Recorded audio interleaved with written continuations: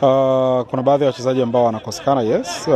Aziz Ki, Chama, Musonda, ambao wao wana majeraha.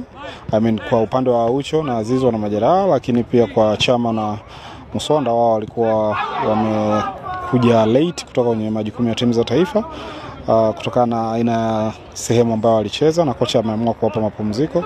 So hali iko hivyo kwa wao, lakini the rest wote tuko nao hapa kwa ajili ya kuona sasa jinsi gani ambavyo tunaenda kulitimiza lengo siku ya kesho.